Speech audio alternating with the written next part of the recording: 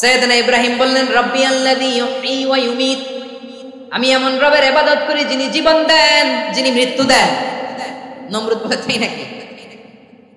তোমার রব জীবন দেয় মৃত্যু দেয়, আর এটা তো আমি দেই, আমিও তো জীবন দেই, আমিও তো মৃত্যু দেই। সাইয়েদনা ইব্রাহিম বললেন কেমন করে তুমি জীবন দাও মৃত্যু দাও একটু দেখাও তো।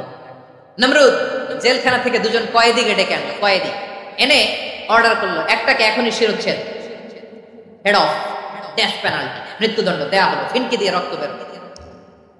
নমরুদ বলে দেখো দুজনকে ধরে আনলাম, একজন কয়েদিকে দিলাম ডেথ পেনাল্টি মৃত্যুদণ্ড, ওরে মৃত্যু দিলাম, আরেকজন যে দাঁড়িয়ে আছে চাইলে ওরেও আমি মৃত্যুদণ্ড দিতে পারি, কিন্তু না, ওরে আমি দেব না, ওরে আমি বাঁচাইয়া দিলাম, ছেড়ে দিলাম, মানে জীবন দিলাম।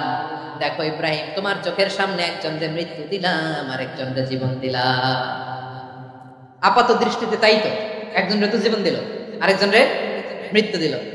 সাইয়েদনা ইব্রাহিম এবার বিপাকে পড়ে গেলেন, কিন্তু এক একজন নবীকে আল্লাহ এমন উইজডম বিচক্ষণতা দিয়ে এই জমিনে পাঠিয়েছেন, মুহূর্তের মধ্যে আল্লাহর খলিল ইব্রাহিম বললেন ফাইন্নাল্লাহা ইয়াতি বিশ-শামসি মিনাল মাশরিকি ফাতি বিহা মিনাল মাগরিব ফাবুহিতাল্লাযী কাফার। আল্লাহর খলিল ইব্রাহিম বললেন নমরুদ বুঝলাম তুমি জীবন দাও